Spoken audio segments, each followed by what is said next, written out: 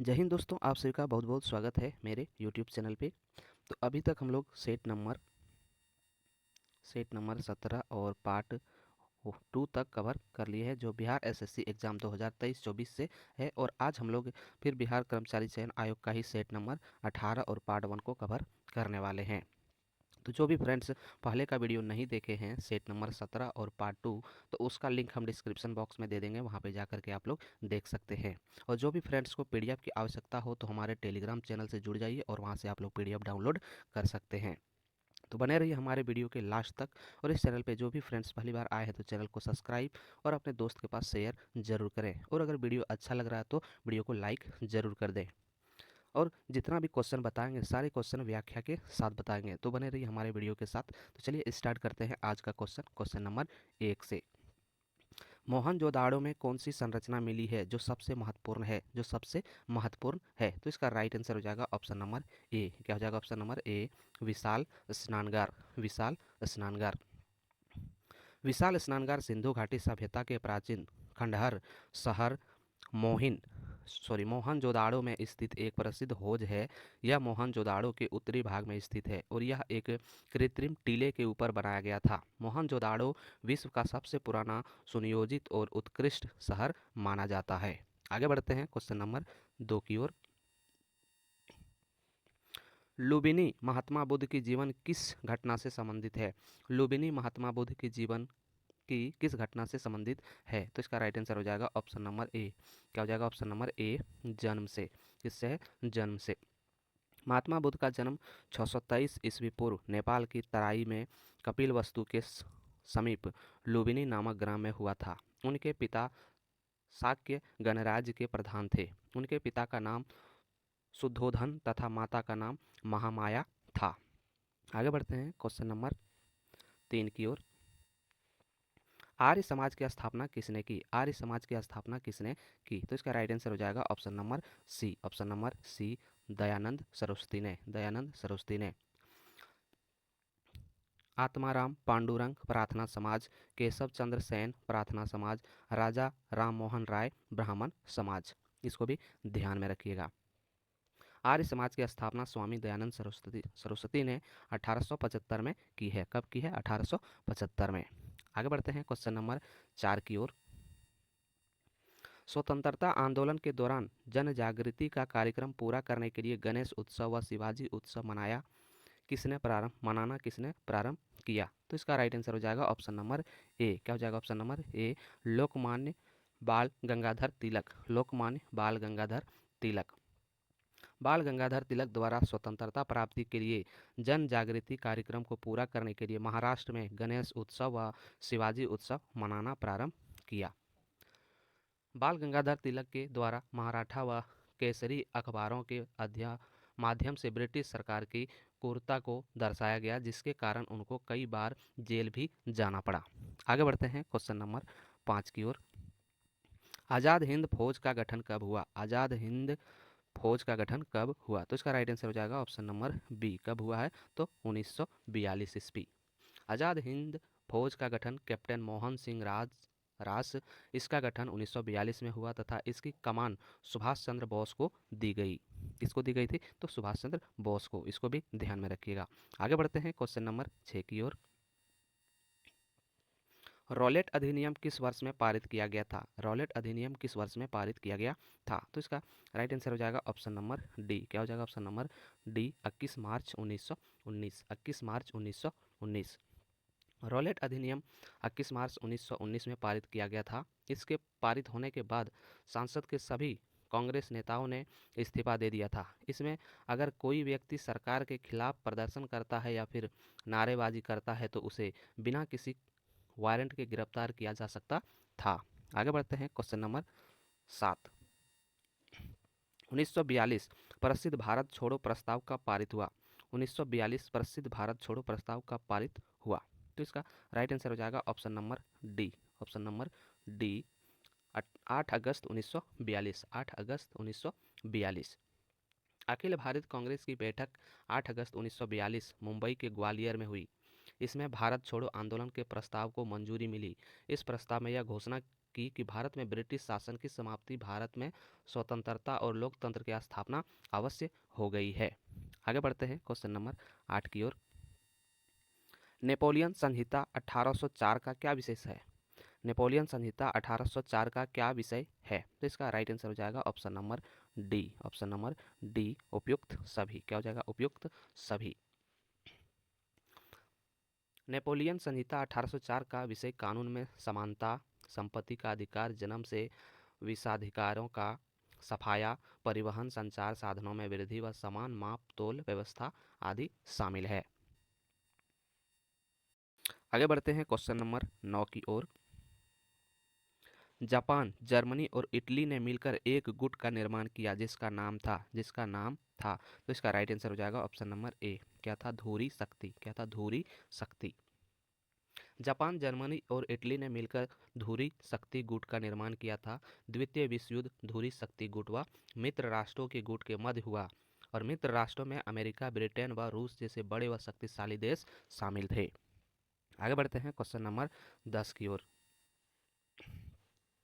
भारत संविधान के किस संशोधन द्वारा प्रस्तावना में दो शब्द समाजवादी और धर्मनिरपेक्ष जोड़े गए थे? धर्मनिरपेक्ष जोड़े गए थे। तो इसका राइट आंसर हो जाएगा option number C. Option number C, 42वें संशोधन। 42वें संशोधन। 42वें संविधान संशोधन अधिनियम 1976 के द्वारा इसमें समाजवादी, पथ निरपेक्ष और पंथ निरपेक्ष और राष्ट्र की अखंडता शब्द जोड़े गए। संविधान की प्रस्तावना को संविधान की कुंजी कहा जाता है और प्रस्तावना के अनुसार संविधान के अधीन समस्त शक्तियां का केंद्र बिंदु अथवा स्रोत भारत के लोग ही हैं। आगे बढ़ते हैं क्वेश्चन नंबर 11 की ओर। निम्न में से कौन सा कथन भारत संविधान की प्रस्तावना के संबंध में सही नहीं है? संबंध में सही नहीं है।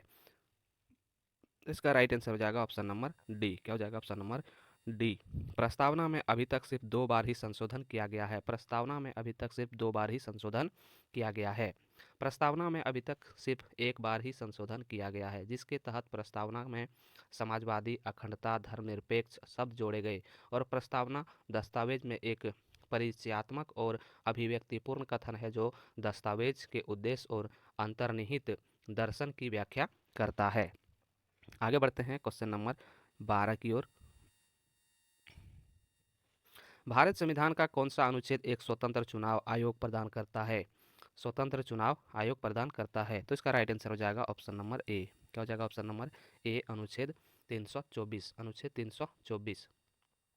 भारत संविधान के भाग 15 में अनुच्छेद 324 से लेकर के अनुच्छेद 329 तक निर्वाचन की व्यवस्था की गई है और अनुच्छेद 324 के अंतर्गत निर्वाचन का अधीक्षण, निर्देशक और नियंत्रण का निर्वाचन आयोग में निहित होता है। आगे बढ़ते हैं क्वेश्चन नंबर 13 की ओर।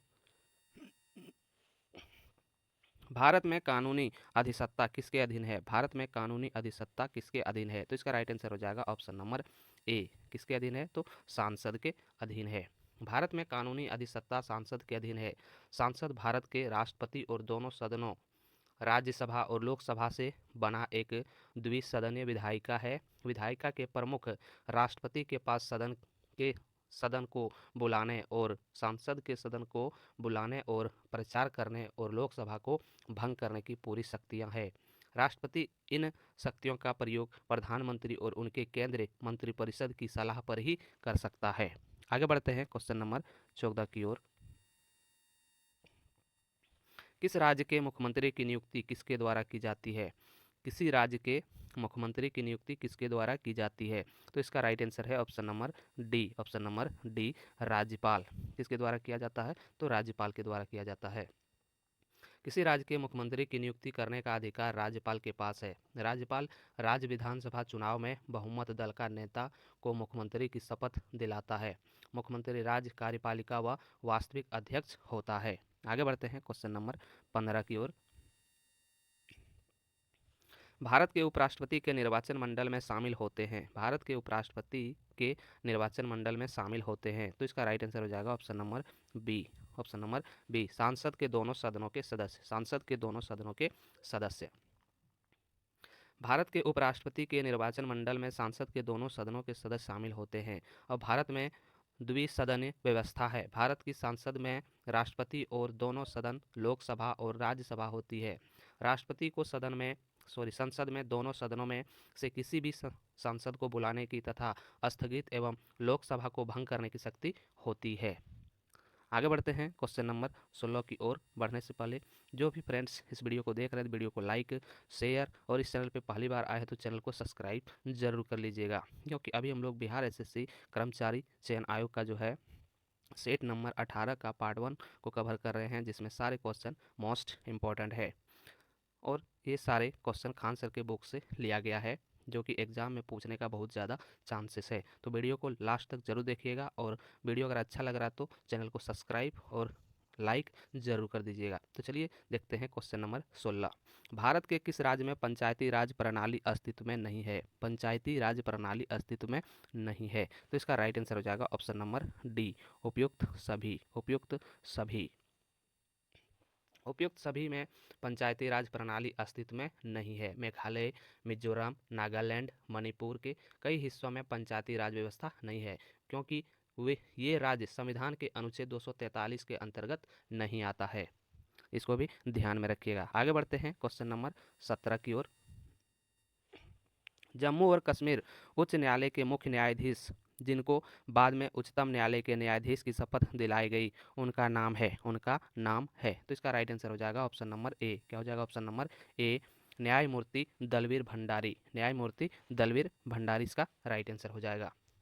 न्यायमूर्ति दलवीर भंडारी जम्मू कश्मीर उच्च न्यायालय के मुख्य न्यायाधीश को बाद में उच्च न्यायालय के न्यायाधीश की शपथ दिलाई थी। दलवीर भंडारी वर्तमान में अंतर्राष्ट्रीय न्यायालय के न्यायाधीश हैं।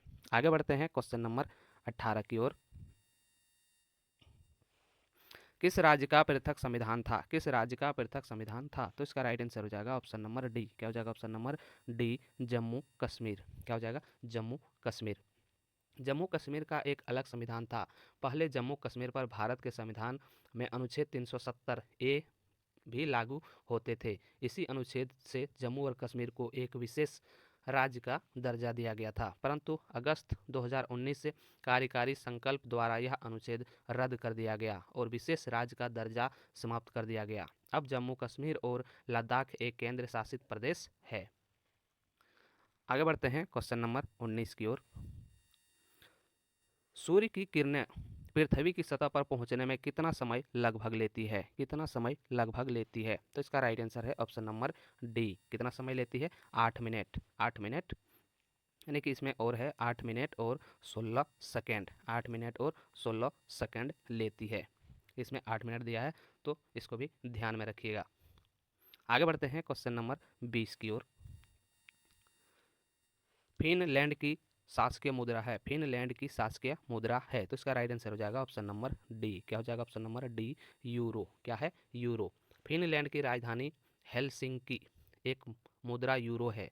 फिनलैंड एक यूरोपीय स्कैंडिनेवियन देश है और क्षेत्रफल के हिसाब से यह यूरोप का 8वां सबसे बड़ा और जनघनत्व के आधार पर यूरोपीय संघ में सबसे कम आबादी वाला देश है। देश में रहने वाले बहुसंख्यक लोगों की मातृभाषा फिनिश है। क्या है? फिनिश। आगे बढ़ते हैं क्वेश्चन नंबर 21 की ओर। निम्नलिखित में कौन संघनन नहीं है?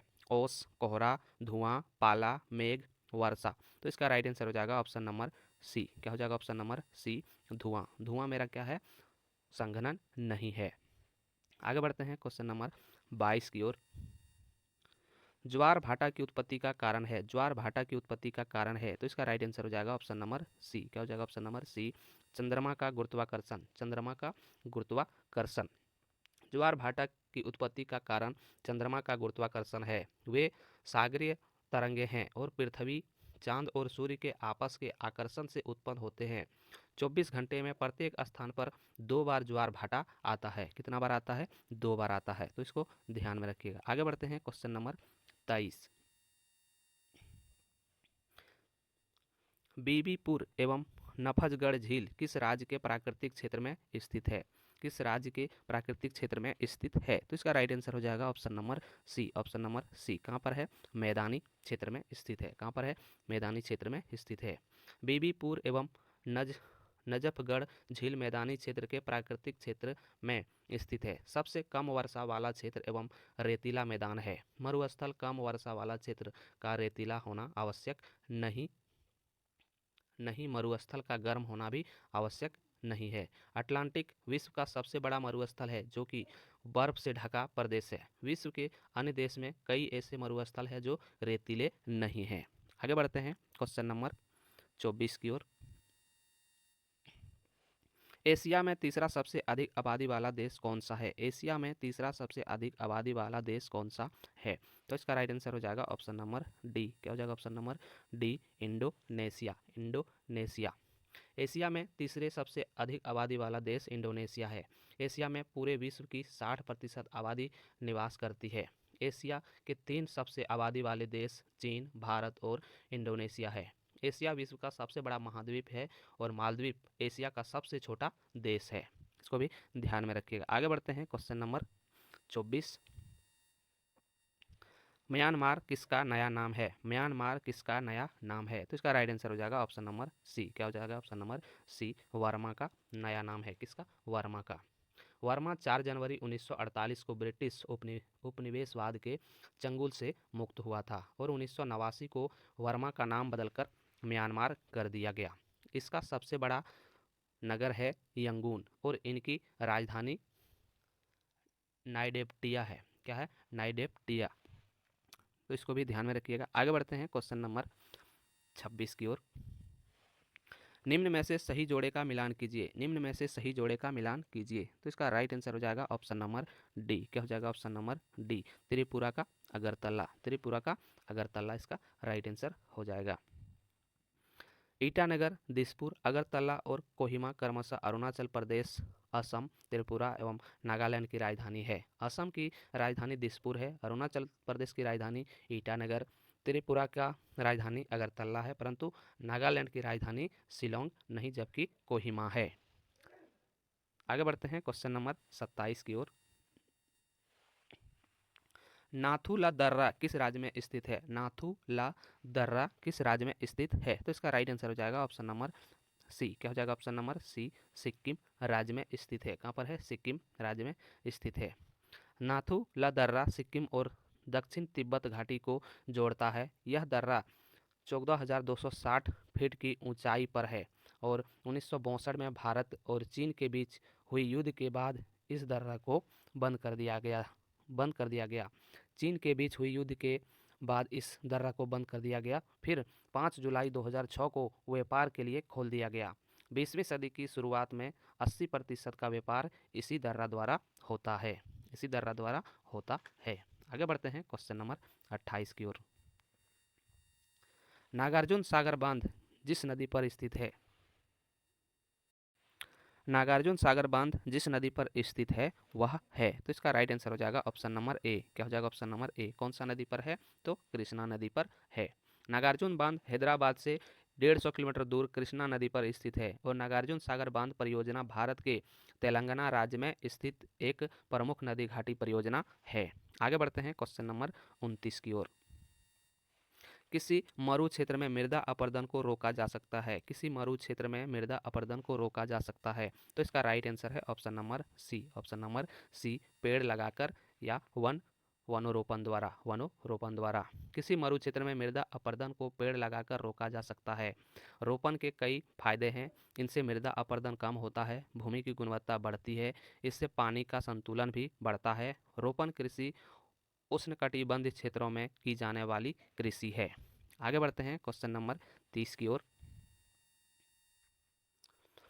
जनगणना 2011 के अनुसार सर्वाधिक घनी आबादी वाला राज्य कौन सा है? जनगणना 2011 के अनुसार सर्वाधिक घनी आबादी वाला राज्य कौन सा है? तो इसका राइट आंसर हो जाएगा ऑप्शन नंबर सी। क्या हो जाएगा ऑप्शन नंबर सी, उत्तर प्रदेश। कौन सा राज्य है? उत्तर प्रदेश। भारत की जनगणना 2011 के अनुसार उत्तर प्रदेश की सर्वाधिक घनी आबादी वाला राज्य है उत्तर प्रदेश। उत्तर प्रदेश की जनसंख्या 19,95,81,477 है, जो भारत की कुल जनसंख्या का 16.51% है। तो ये था मेरा आज का लास्ट क्वेश्चन। आई होप आप लोगों को यह वीडियो अच्छा लगा तो वीडियो को लाइक और अपने दोस्त के पास शेयर ज़रूर करें। क्योंकि अभी हम लोग जितना भी वीडियो बना रहे हैं वो सारे मोस्ट इम्पोर्टेंट है बिहार एसएससी एग्ज़ाम के लिए, क्योंकि एग्ज़ाम का डेट भी आने वाला है। तो एकदम पूरी तरीक़ा से तैयारी कीजिए पूरे डिटेल में, ताकि आपका एक भी क्वेश्चन छूटे नहीं। तो चलिए आज के लिए इतना ही, फिर कल एक नए सेट के साथ मिलते हैं। तब तक के लिए जय हिंद, वंदे मातरम।